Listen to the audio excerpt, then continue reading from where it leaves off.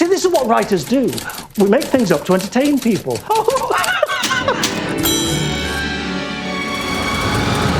I've written what I thought was the end of Downton 6 times. All stories come to an end, but some never leave us. As we close the curtain on this incredible journey, we're celebrating what made Downton so special. The characters. We were well suited to each other, my lord, which was our good fortune. Moments and the magic that will stay with us long after the credits roll.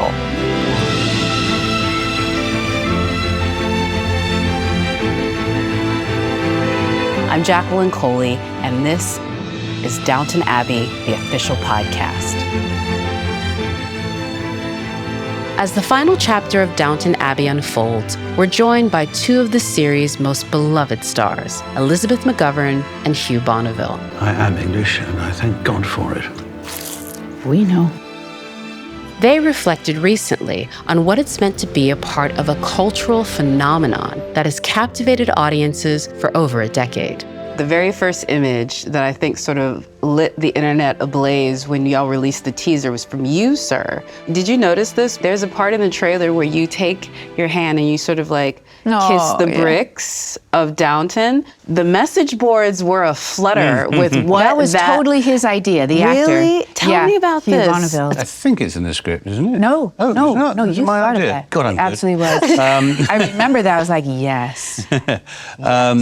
There was certainly a notion in the script of Robert saying goodbye to the house. And then if it was my idea, then it was touching the stone, which was the very fabric of his being, and passing it on to the next generation is really what that's about. And in fact, what was my idea was getting George, little George, to come and me telling him a story, which you never hear. Off they go. Yes, we really must be going. I like to think it's my lost in translation moment. It's you don't know what I'm telling him, and it's cut down so tiny that you can't see it. But I was telling him a story about the house when I was a kid, and so he will one day remember that. But of course, it's important to remember that it's not Mary who's inheriting the house. She's taking on the legacy until George is of age, and then it will be his. No, very true. There's a judiciousness to the language of everything in this one. Like, at least I feel it. But I also know from people who are not as obsessed with the every line read that y'all have done, that they also can feel that. Because I sat next to somebody who had never seen an episode of Downton Abbey. We're not going to say who. We're not going to say who. And out of interest, what was their experience not knowing the characters? Did it still work? They said that it was still very touching because they could tell, like, oh, these are all families. Now, did they know that, like, Mr. Parker was the guy that you picked up at London? No, but they do know he's the young guy taking over. And because it's kind of a changing of the guards movie, it's also Everybody one that lends that. Yeah, it was really great. So you got great reviews already. Finally, though, I think you've been on this journey for 16 plus years. I'd be curious, now that you're putting this to bed, how has it changed you? How has it affected you? What are you going to be taking from this experience going forward? I think for me, it's made me realize that actually the arts in particular, but TV as well, isn't frippery. That actually that the number of people who've taken the trouble to write to all of us in different ways to express what the show has meant to them has made me respect my profession more, that actually it has a value. Yes, it's not physically saving lives or changing them or being in an operating theatre or something like that, but it has its place in the tapestry of our lives to affect people and to make them feel better about themselves, or about if they've had a rubbish day or going through a painful time in their lives. The number of times we've been told that Downton has helped them or has been of a family value. I used to watch it with my gran, who's now passed, or with my son, who's now moved on and got married, or they met. My wife and I met watching this show, or things like that. The little impacts that it's had around the world. And when we're standing there with a cold cup of coffee on a freezing, March morning, thinking, "What the heck's all this about?" That makes me, those sorts of messages make you realise that it is of value and it's not a piece of frippery. No, sometimes. I love that. Yeah, I love that. I think the only thing I would add to that is that I feel the same, but particularly when you look around the world today and it just feels like everywhere you look, it's catastrophe and people wringing each other's necks for one reason or other. I mean, Downton is a great unifier, I will say. It feels very safe and comforting. That's why people call it a comfort show. Yeah. And why not? I mean, the world is so depressing. Why not escape and feel good about something? And I think that is what we offer right now. No, well said. As one of the people who definitely went to it. In fact, that's something that a lot of the folks that we've been interviewing for the podcast says is how many people, whether it was the pandemic or any kind of unrest, they would go back to the show as a thing to sort of give them comfort. Yeah, and a sort of a connection to our past, which is meaningful as well. And you know, thinking we've got through so many things, we'll get through this, all this stuff that we're going through right now. Well, that's a testament to your work. That's a testament to everything that you all do. So thank you so much for it. Thank you for having us. Thanks for having us.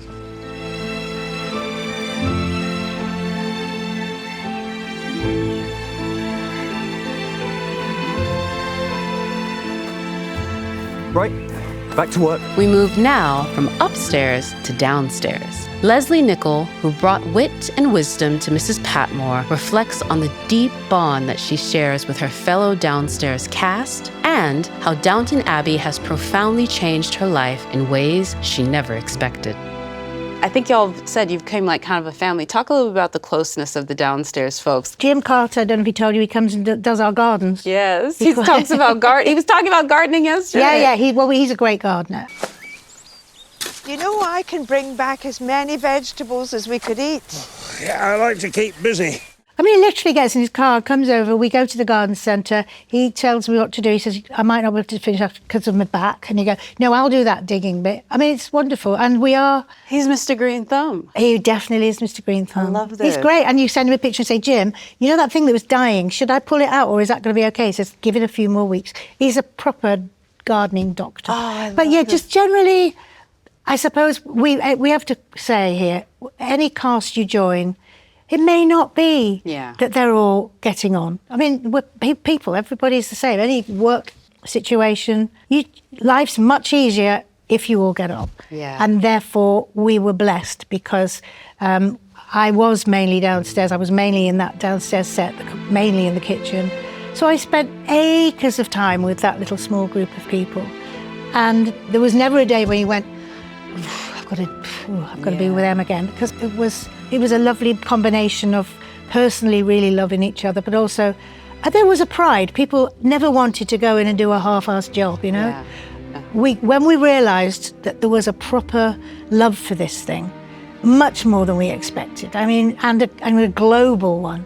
Nobody saw that coming. I mean, how come it was huge in China? And you go, why would this mean anything? But it did. Yeah. So it became quite important to make sure we gave our best, like really all the time. No, and again, Jim mentioned he was on a biking trip in Cambodia. Yeah, I know. And somebody recognized him. I know. That is. Yeah, I had a farmer in a field.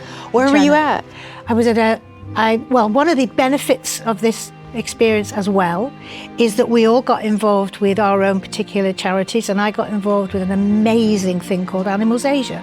I've been to Vietnam and China to visit their sanctuaries, and I get to go backstage at a bear sanctuary. That's pretty dope. But I was at one of their sanctuaries in a field, literally in rural China, and there was a farmer standing there like this, looking at me going... And then he said to the interpreter, he said, is that the lady from Downton Abbey? Are you serious? I love it. So you've retired now, Mr. Carlson? Well, you wouldn't think it from the time he spends here. At least you're still around, Mrs. Patmore. Oh, only until now. Daisy's cooking dinner tonight, and by tomorrow morning I'll have retired as well. So now that we're coming to the end of it, and I would imagine there's been a lot of change over the past 16 years, but for you, what would you say this experience, how has it changed you? What are you taking from it? Wow. It's been so extraordinary. It has been life-changing, and I would say it probably has for everybody, honestly.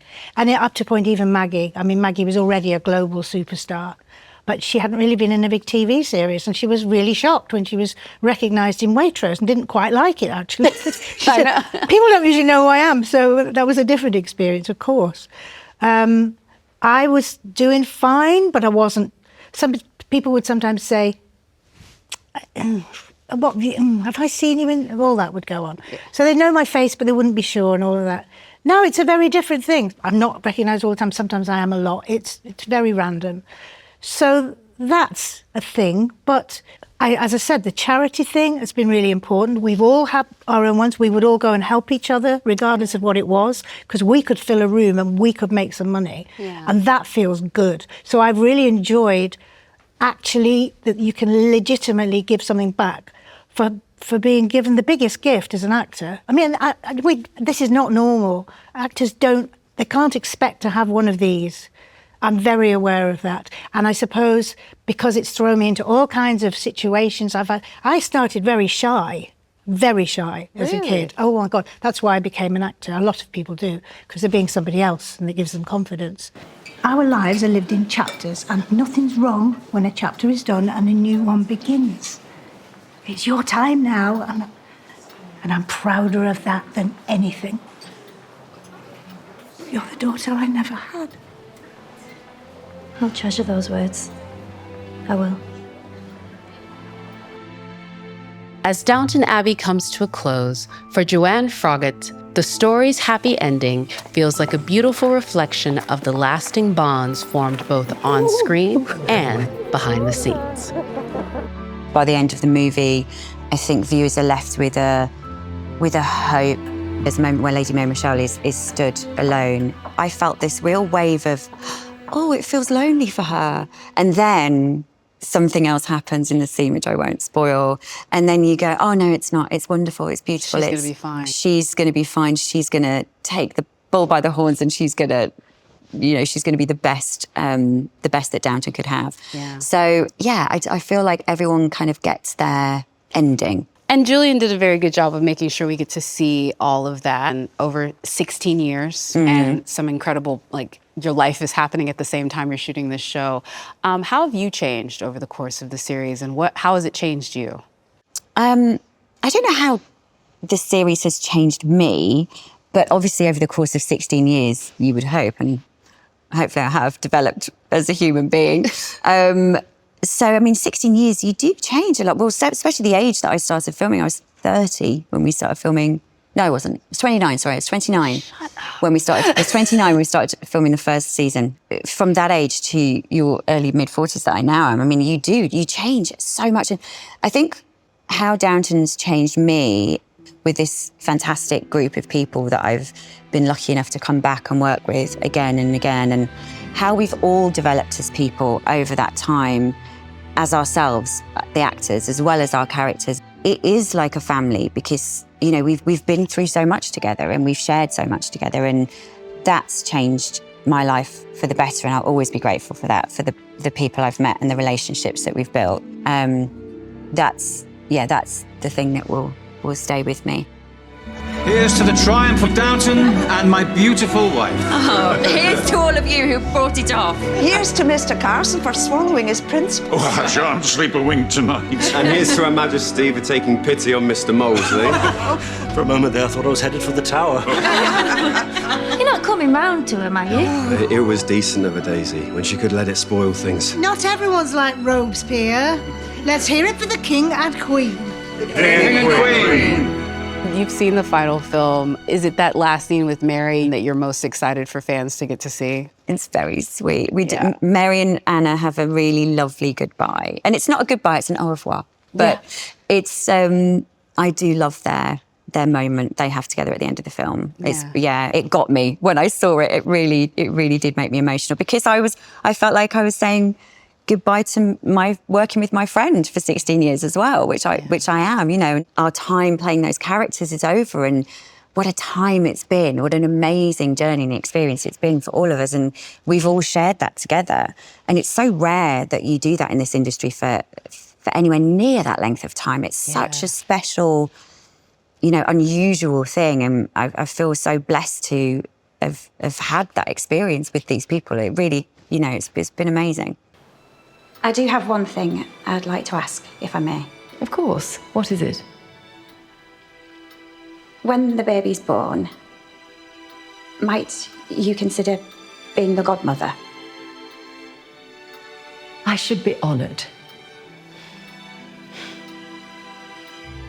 That means so much to me, my lady. So much. This episode is brought to you by Story Rabbit. Downton Abbey swept us away with its grandeur and intrigue, but behind the screen, the real locations hold centuries of history. The Story Rabbit app puts those stories in your headphones, bringing castles, English manors, and iconic sites around the world to life through audio. Wherever you are, Story Rabbit helps you uncover the true stories hidden all around you. Download the Story Rabbit app today or go to storyrabbit.app for more info and uncover the true stories hidden all around you. When you think of Downton Abbey, it's impossible not to think of the one and only Dame Maggie Smith. The wit, the wisdom, the unforgettable one-liners. Oh, what on earth's the matter? I'm leaving, Lady Grantham. I doubt we'll meet again. Do you promise?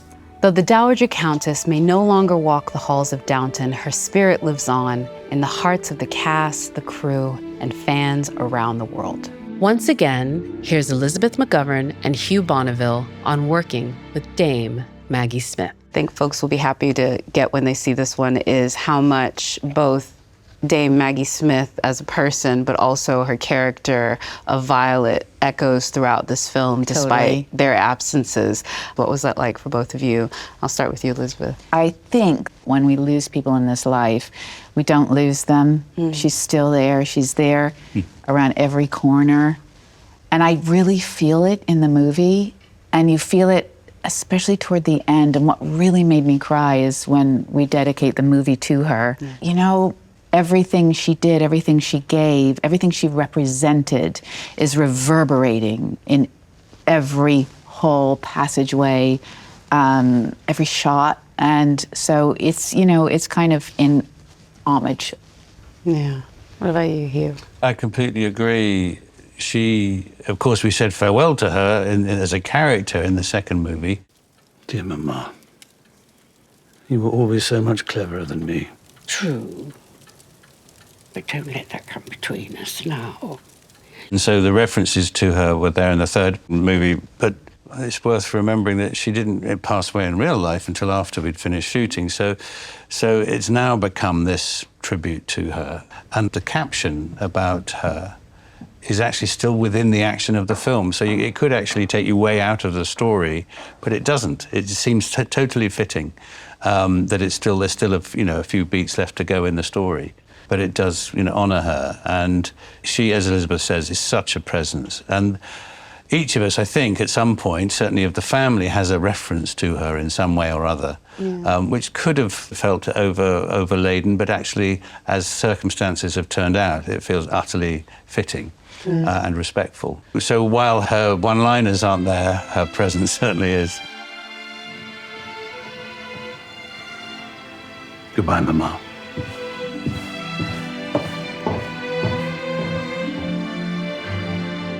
Here's Jim Carter with his reflections on working with Dame Maggie Smith. How comforting to see you here for all of us. Maggie was central to the whole thing, so it's a chance to say goodbye to her as well. Yeah, no, I definitely, and you feel that watching it. We all felt Maggie's presence throughout, or should we say we felt her absence throughout. I mean, I go back 40 years with Maggie or something like that. I think I first worked with her in the 41 years probably, first worked with her in the mid-80s, and then a couple of films and a theatre show with her. So, and she was a generational talent, one that we won't see again. People won't have the career that Maggie had again because the business doesn't exist like that. Love her. I can think of so many great moments with her in the series that are just like completely vulnerable and poignant. One of my favorites is after Lady Sybil dies, and she just has that moment of like trying to hold herself together. Yeah, and she Carson, came past me. She held mine. That was a moment where two old soldiers together, so had been through a lot together, and then she just, that was fantastic. We've seen some troubles, you and I. Nothing worse than this. Nothing could be worse than this, my lady.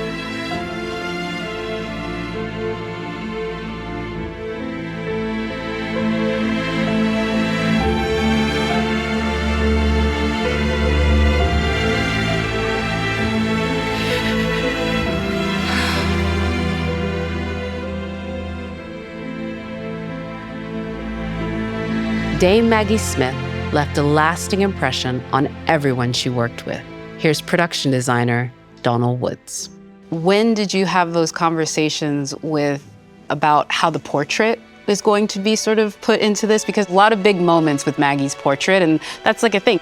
The portrait became an iconic part of the Highclere Castle, part of Downton Abbey, and almost everybody who walks by it even looks scared of her presence. And I think that's credit to her performance and credit to her the last 15 years of what she gave to the TV series and to the first two films. And action! Doesn't filming interest you? I watched some of it.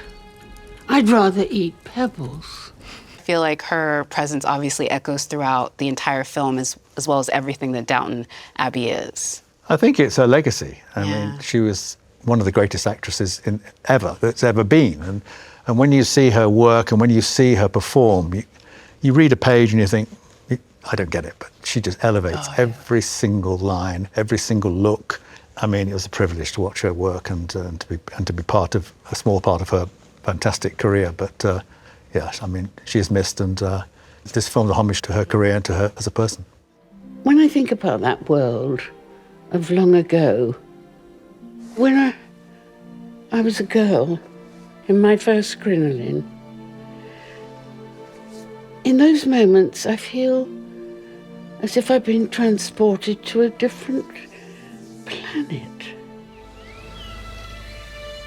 For a final word on Downton Abbey, it feels only right to turn to the man who imagined it from the very beginning.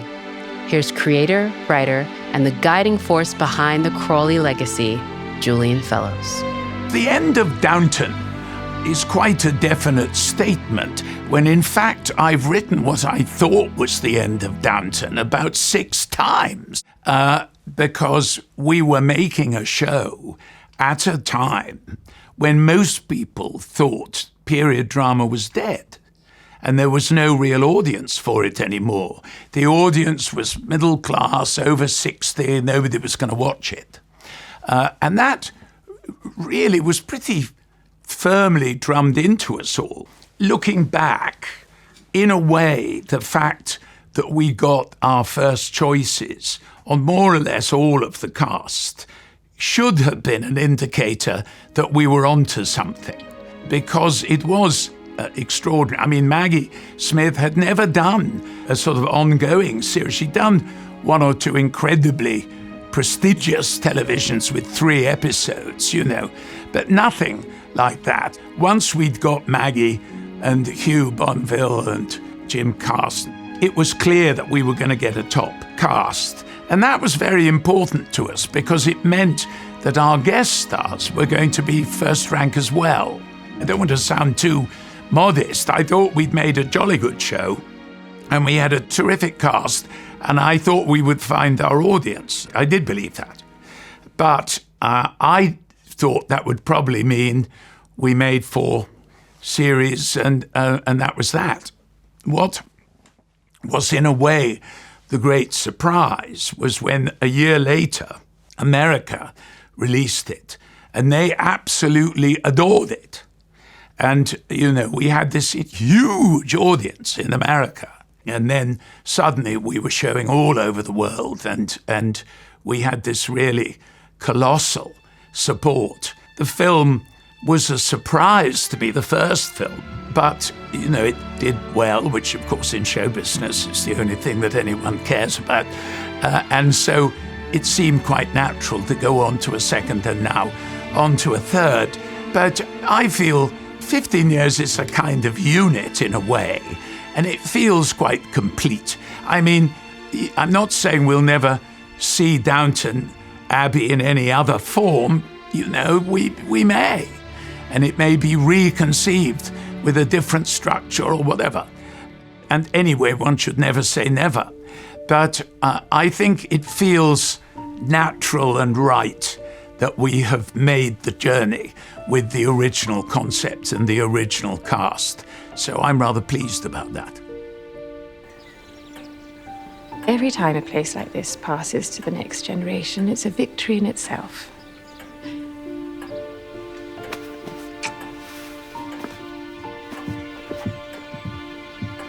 Long live Downton Abbey. Amen to that.